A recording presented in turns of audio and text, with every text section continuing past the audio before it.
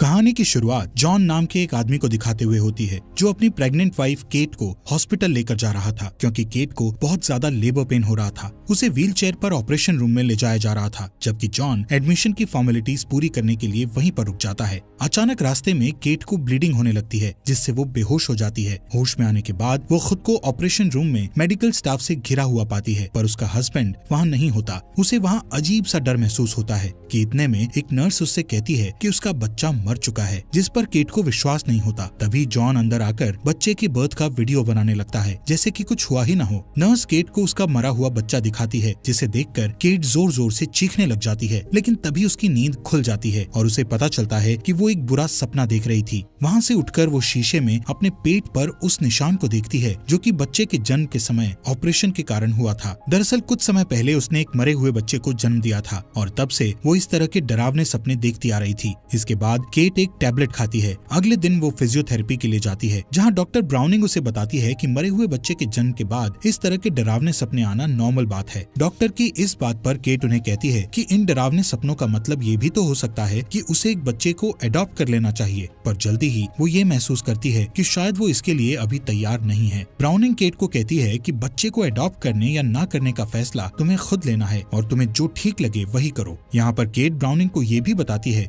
कि वो कुछ दिन पहले अल्कोहल खरीदने शॉप पर गई थी, बट वहाँ पर उसने ऐसा नहीं किया, जिसके रिप्लाई में ब्राउनिंग कहती है कि ये तो बहुत अच्छी बात है। इसके बाद यहाँ से केट अपनी बेटी मैक्स को स्कूल से लेने चली जाती है। यहाँ पर हमें पता चलता है कि मैक्स बहरी है। घर लौटते वक्त ट्रैफिक लाइट से ध्यान हटने के कारण उनका एक्सीडेंट होते होते बचता है। घर आकर कुछ टाइम बाद केट पियानो बजाती हुई म्यूजिक कंपोज कर रही थी, लेकिन बाहर से आने वाले शोर के कारण उसको म्यूजिक कंपोज करने में बहुत परेशानी हो रही थी। इसलिए वो बाहर आकर देखती है कि मैक्स एक बास्केटबॉल को दीवार पर मार रही है, जिससे वो उसे डांटने लगती है। यहाँ पर मैक्स केट से इसके लिए माफी मांगती है कि तभी जॉन अपने बेटे डैनियल के साथ घर आता है और वो तीनों मिलकर बास्केटबॉल से खेलने लगते हैं। रात को जब केट मैक्स को सुलाने जाती है तो मैक्स उसे कहानी सुनाने को कहती है, जिस पर केट उसे एक मरे हुए बच्चे की कहानी सुनाती है। मैक्स उससे पूछती है कि क्या उसे एक नई बहन मिल सकती है, जिसका केट कोई जवाब नहीं देती और बेड पर सोने से पहले वो एक और टैबलेट लेती है। बेड पर वो जॉन को कहती है कि उसने एक बच्चे को अडॉप्ट करने का डिसीजन लिया है। अगले दिन वो दोनों एक ऑर्फनेज यानी अनाथालय में जाते हैं, जहाँ उनको सिस्टर अबिगेल मिलती है, जो उनसे कहती है कि अपने आसपास देखकर जो भी बच्चा उन्हें पसंद आए तो मुझे आकर बता देना। केट फर्स्ट फ्लोर पर रुककर छोटी लड़कियों को खेलते हुए देखने लग जाती है, जबकि जॉन सेकंड फ्लोर पर चला जाता है।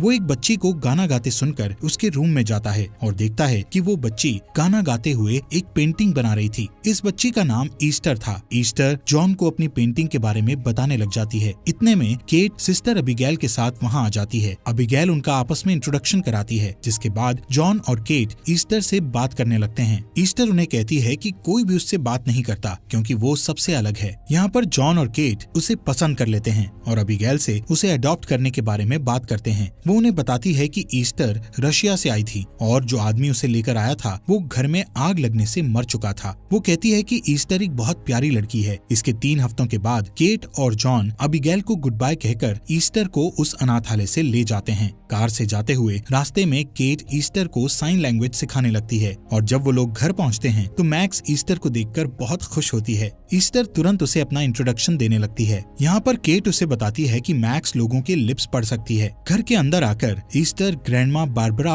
और डैनियल से मिलती है। उस रात सभी उसे वेलकम गिफ्ट करते हैं, सिवाय डैनियल के, क्योंकि उसे ईस्टर से जलन हो रही थी, खासकर तब जब वो जॉन को थैंक्स कहने के लिए उसके गले लगती है। अगले सीन में हम देखते हैं कि डैनियल अपने दोस्तों के साथ ट्री हाउस में बैठकर गंदी किताबें पढ़ता है। ईस्टर और मैक्स स्नो में खेलने लगते हैं। घर के अंदर बारबरा और केट मैक्स के बारे में बातें करने लगते हैं। साथ ही बारबरा उससे कहती है कि ईस्टर के घर में सेटल होने के बाद वो अपना टीचिंग का काम फिर से शुरू कर दे, पर वो उसके जवाब से निराश हो जाती है। उस रात केट अपने बेड पर जाने को होती है कि तभी जोर का तूफान आने लगता है। ईस्टर उठकर मैक्स के रूम में चली आती है। जब जॉन और केट प्यार कर रहे होते हैं कि उन्हें दरवाजे पर दस्तक सुनाई देती है। दरवाजा खोलने पर उन्हें दोनों बच्चियां दिखाई देती हैं जो तूफान से डरकर उनके पास सोने चली आई थी। ईस्टर जॉन के पास सोती है। अगले दिन सुबह वो सब स्कूल के लिए निकलने वाले होते हैं कि ईस्टर फैंसी ड्रेस पहनकर नीचे आती है। जिसे देखकर बच्चे हंसने लगते हैं। केट उससे पूछती है कि क्या वो सचमुच उन कपड़ों में स्कूल जाना चाहती है, तो वो उसे कहती है कि दूसरों से अलग दिखने में कोई बुराई नहीं है। फिर स्कूल पहुंचने पर उसकी क्लास टीचर उसका स्वागत करती है, पर एक स्टूडेंट उसका मजाक उड़ाती है। उस दिन मैक्स और ईस्टर ठंड में जमी हुई झील पर खेलते हैं और केट आकर उन्हें डांटती है और कहती है कि वहाँ खेलना मना है। उधर डैनियल अपने पेंट बॉल गन से खेलते हुए एक कबूतर को गलती से शूट कर देता है। वो कबूतर घायल होकर गिर जाता है।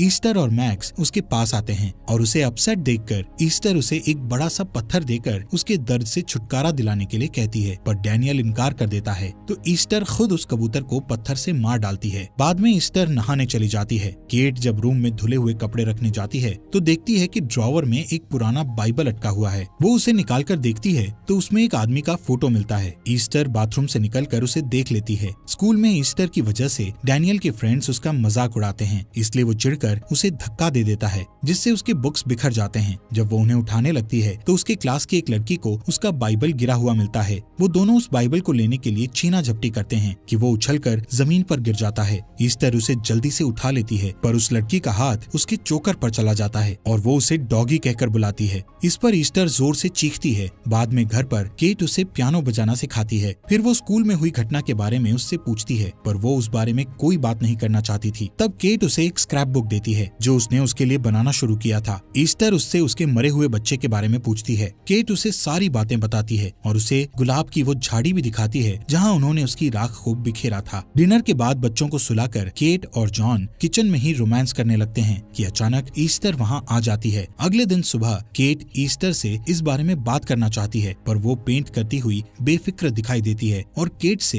एफ वर्ड का यूज करते हुए कहती है कि वो ये सब जानती है। बाद में केट और जॉन इस पर बात करते हैं और केट कहती है कि उसे किसी थेरेपिस्ट के पास ले जाना चाहिए। इस पर जॉन को लगता है कि सिर्फ एक गंदे वर्ड के लिए बच्चे को थेरेपिस्ट के पास ले जाना ओवर रिएक्ट करना होगा। कुछ देर बाद जॉन दोनों लड़कियों को लेकर पार्क जाता है। वहाँ जब वो झूले में झूल रही होती है तो उनकी नेबर आकर जॉन से फ्लर्ट करने लगती है। इस बीच ईस्टर को परेशान करने वाली लड़की भी वहीं आ जाती है। ईस्टर का ध्यान उनकी नेबर और जॉन की तरफ रहता है, लेकिन ईस्टर की दुश्मन को ईस्टर से डर लगता है। वो खेलने के लिए कैसल में जाने से पहले ईस्टर की तरफ देखती है। वो जब स्लाइड से नीचे जाना चाहती है तो ईस्टर अचानक उसे धक्का देकर गिरा देती है, जिससे उसका पैर टूट जाता है। मैक्स ये सब देख लेती है। रात को डिनर के वक्त जॉन उस घटना के बारे में ईस्टर से पूछता है। तब मैक्स उसे बताती है कि वो लड़की फिसल कर गिर गई थी। खाने से पहले ईस्टर और मैक्स दोनों प्रेयर करते हैं। ईस्टर डैनियल से भी अच्छा साइन लैंग्वेज समझती थी। इससे डैनियल को बुरा लगता है और वो उसे चिढ़ाता है, और जब उसके पेरेंट्स उसे डांटते हैं तो वो गुस्से में वहाँ से चला जाता है। जॉन सजा के तौर पर उसके ट्री हाउस में ताला लगा देता है। अगले सीन में हम देखते हैं कि केट उन दोनों लड़कियों के साथ एक स्टोर में शॉपिंग कर रही होती है कि तभी सिस्टर अबिगेल की कॉल आ जाती है। केट जब ईस्टर से बात करने को कहती है तो वो मना कर देती है। फिर वो सिस्टर को अब तक हुई सारी घटनाओं के बारे में बताती है। इधर मैक्स केट के होठों को पढ़कर ईस्टर को वो सारी बातें बताती है जो केट सिस्टर से कर रही थी। उस रात ईस्टर परफेक्ट पियानो बजाती है, जिसे देखकर केट हैरान रह जाती है। वो उससे कहती है कि अब तक उसने ये नाटक क्यों किया कि उसे पियानो बजाना नहीं आता। इस पर ईस्टर कहती है कि उसने अपने फायदे के लिए झूठ बोला था।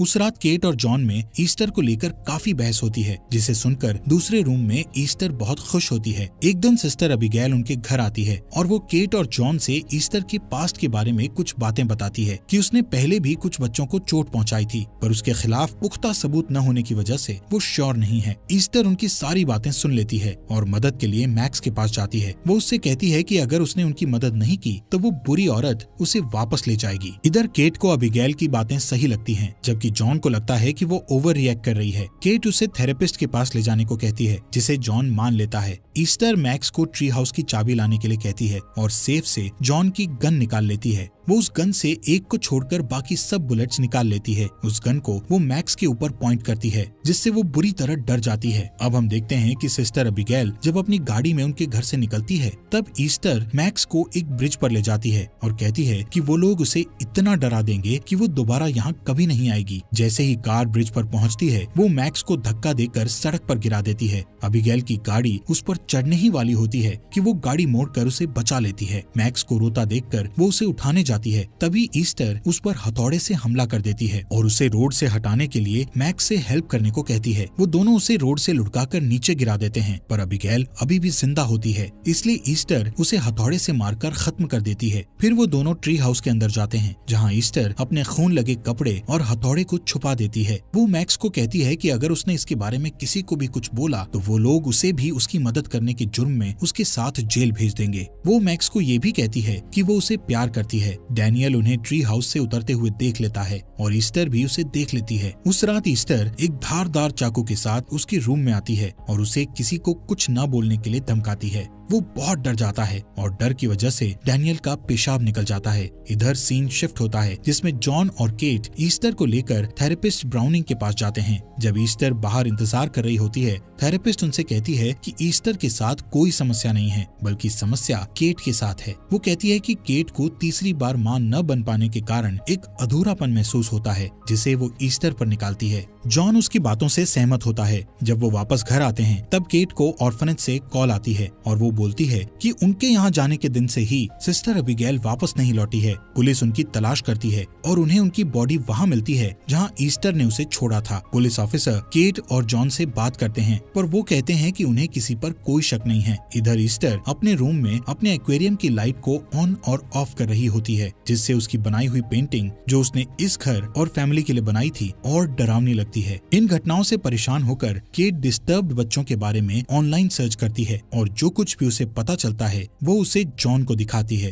वो फिर से उससे सहमत नहीं होता है। इस पर वो कहती है कि अब वो दोबारा डॉक्टर ब्राउनिंग के पास नहीं जाएगी। केट ईस्टर को लेकर चिंतित रहती है और वो कहती है कि वो रशिया के ऑर्फनेज से कांटेक्ट करेगी जहां से ईस्टर आई है। जब वो कॉल करती है तो उसे पता चलता है कि उनके पास ईस्टर नाम की किसी लड़की का रिकॉर्ड नहीं था। अगले दिन जॉन ईस्टर को डेंटिस्ट के पास ले जाने के लिए उठाने आता है, पर वो जाना नहीं चाहती थी, इसलिए वो उसे दूसरे दिन ले जाने का वादा करता है। फिर वो दोनों सारा दिन साथ में पेंटिंग करते हुए बिताते हैं। ईस्टर उसे कहती है कि केट उसे पसंद नहीं करती है। इस बीच केट दूसरे बच्चों को स्कूल छोड़ने जाती है और उनसे ईस्टर के बारे में पूछती है। वो दोनों झूठ बोल देते हैं कि उसने कभी कुछ गलत नहीं किया है। उस रात ईस्टर किचन में केट से कहती है कि वो उसके लिए कुछ गिफ्ट लेकर आई है। फिर वो उसे गुलाबों का एक गुलदस्ता देती है जो उसने उस जगह से तोड़ा था जहाँ इसकी बेटी की राख पड़ी थी। ये देखकर केट अपसेट हो जाती है और उसे जोर से पकड़कर झंझोड़ देती है। इस पर जॉन कहता है कि ये उसकी गलती थी। उसी रात ईस्टर गैराज में जाकर अपना हाथ तोड़ लेती है। सोने के टाइम वो जॉन को बुलाती है और कहती है कि उसका हाथ बहुत दुख रहा है। जब वो चेक करता है तो देखता है कि उसका हाथ टूटा हुआ था। वो लोग डॉक्टर के यहाँ से लौटते हैं तो वो उसे अपने बेड पर सुला देता है। जब केट अंदर आती है तो वो उस पर नाराज होता है, पर केट कहती है कि उसने उसे इतनी जोर से नहीं पकड़ा था। थोड़ी देर बाद वो एक लिकर स्टोर में जाकर 2 बॉटल शराब की खरीदती है। वो थोड़ा पीने के बाद बाकी बची हुई शराब नाली में फेंक देती है। अगले दिन सुबह जब वो बच्चों को स्कूल छोड़ने जाती है तो कार से निकलते हुए डैनियल का बैग फट जाता है। केट उसकी मदद करने जाती है, पर तभी ईस्टर कार को चालू कर देती है, जबकि मैक्स उसके अंदर थी। केट कार के पीछे तब तक भागती है जब तक कार बर्फ के कारण रुक नहीं जाती। उस रात जॉन के कहने पर डॉक्टर ब्राउनिंग उसके घर आती है और सुबह वाली घटना के बारे में चर्चा करने पर केट उससे कहती है कि उसने कार को पार्क किया था, पर मैक्स ईस्टर को बचाने के लिए झूठ बोल रही है। तब जॉन शराब की वो दूसरी बोतल उसे दिखाता है जो ईस्टर को मिला था। थेरेपिस्ट उससे कहती है कि उसने उसके लिए रिहैबिलिटेशन सेंटर में जगह बुक करके रखी है। केट शराब वाली बात उसे सच बता देती है, पर वो लोग उसकी दोनों बातों पर विश्वास नहीं करते हैं।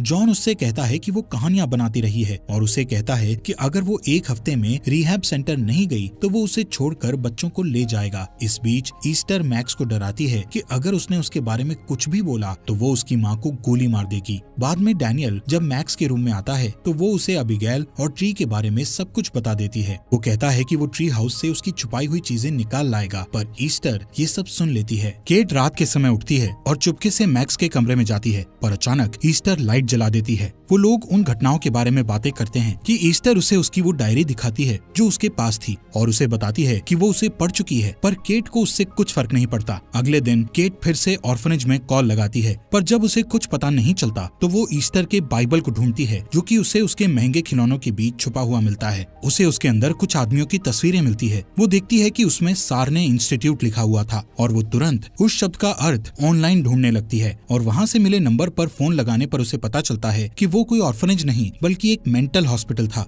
इस बीच डैनियल चुपके से अपने घर से निकलकर ट्री हाउस में जाता है ताकि वो ईस्टर द्वारा छुपाई गई चीजों को निकाल सके। ईस्टर उसका पीछा करती है और सबूतों पर पेट्रोल डालकर उसे जला देती है और डैनियल को उस जलते हुए ट्री हाउस के अंदर लॉक कर देती है। वो अपनी माँ को पुकारता है पर वो ईस्टर के बारे में छानबीन करने में बिजी रहती है। ट्री हाउस की छत पर चढ़कर डैनियल मदद के लिए चिल्लाता है। वो लकड़ी के एक बीम पर गिरता है और वहाँ से फिसलकर जमीन पर गिर जाता है और ईस्टर उसे देखती रहती है। केट आग को देखती है कि अचानक उसकी नजर ईस्टर पर पड़ती है जो एक बड़ा पत्थर लेकर डैनियल को मारने जा रही होती है। मैक्स उसे धक्का देकर दूर हटा देती है और इससे पहले कि वो और कोई नुकसान पहुंचाती, केट वहां पहुंच जाती है। डैनियल जिंदा रहता है। थोड़ी देर बाद वो सब हॉस्पिटल में होते हैं और डॉक्टर उन्हें बताता है कि डैनियल को सीरियस नेक इंजरी हुई थी जिसके कारण उसे कुछ भी याद नहीं है। ईस्टर जॉन से डैनियल के बारे में चिंता जताती है। केट वो सारी बातें जॉन को बताती है जो उसने ईस्टर के बारे में पता किया था, पर वो अभी भी केट से सहमत नहीं होता है। जब वो लोग बहस कर रहे होते हैं तब ईस्टर डैनियल के रूम में जाती है। मैक्स को ईस्टर के बारे में सब पता था इसलिए वो उसके पीछे जाती है।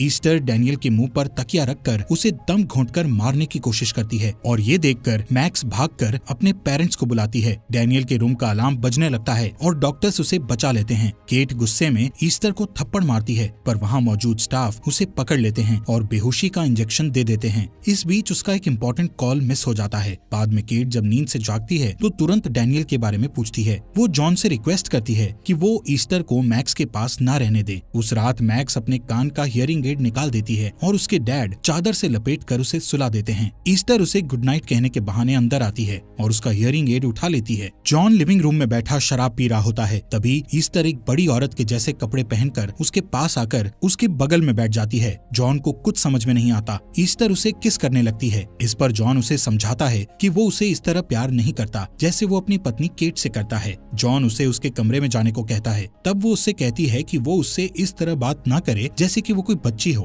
वो कहता है कि कल वो ऑर्फनेज फोन करके उसके बारे में बताएगा। ईस्टर अपने कमरे में जाकर रोने लगती है। इस बीच केट को सारने इंस्टीट्यूट से डॉक्टर वरावा का फोन आता है जो ईस्टर को पहचानता था। वो उससे कहता है कि ईस्टर का असली नाम लीना क्लैमर है और वो कोई बच्ची नहीं बल्कि 33 साल की मैच्योर लेडी है जो कि एक हार्मोनल डिसऑर्डर की वजह से बच्ची जैसी दिखती है। वो केट से कहती है कि अपने परिवार की सुरक्षा के लिए वो उस घर को छोड़ दे और पुलिस को फोन करे क्योंकि ईस्टर हॉस्पिटल के सारे पेशेंट्स में सबसे वायलेंट थी और उसके गले और हाथ में कुछ निशान थे जो कि उसे काबू करते वक्त लगे थे। डॉक्टर ने उसे बताया कि उसने कम से कम 7 लोगों को मारा था। केट ये सब जानकर तुरंत घर की तरफ भागती है और सोचती है कि उसने कैसे उन सबको बेवकूफ बनाया। घर पर ईस्टर अपने मेकअप को साफ करने लगती है जिससे कोई ये ना समझ सके कि वो कोई बच्ची नहीं है। जॉन उससे बात करने के लिए उसके रूम में जाता है तो उसे पूरी दीवार पर उसकी बनाई हुई पेंटिंग दिखाई देती है। उधर केट गाड़ी चलाते हुए जॉन को फोन लगाती है पर उसके फोन उठाने से पहले ही घर की लाइट चली जाती है। फिर वो पुलिस को फोन लगाती है।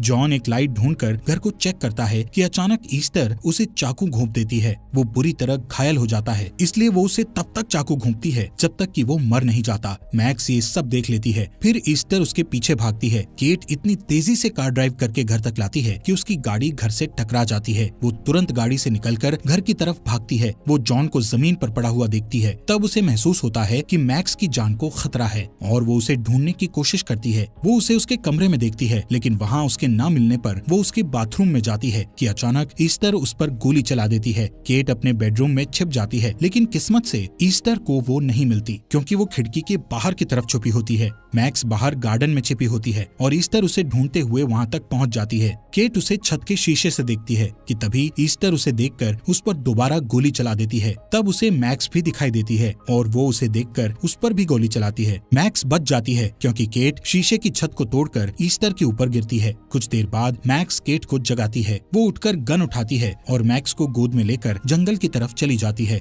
इतने में पुलिस वहाँ पहुंचकर घर के अंदर जाती है पर ईस्टर वहाँ नहीं होती। ईस्टर हाथ में चाकू लेकर केट और मैक्स के पीछे भागती है। फिर वो दोनों जमी हुई झील पर गिर जाती हैं और लड़ने लगती हैं। ईस्टर बेरहमी से उसे मारती है। मैक्स गन उठाकर गोली चलाती है जिससे बर्फ टूट जाता है और झील में एक गड्ढा बन जाता है। वो दोनों उसमें गिर जाती है। वो तब तक लड़ती है जब तक कि केट ईस्टर को बेबस नहीं कर देती। जब केट उससे बाहर निकलने लगती है तब ईस्टर फिर से उसे पकड़ लेती है और उससे अपनी जान बचाने के लिए रिक्वेस्ट करती है, पर केट उसे लात मारकर वापस झील में गिरा देती है। दोस्तों, हमारे फॉक्स एक्सप्लेनर हिंदी चैनल को सब्सक्राइब करना मत भूलना।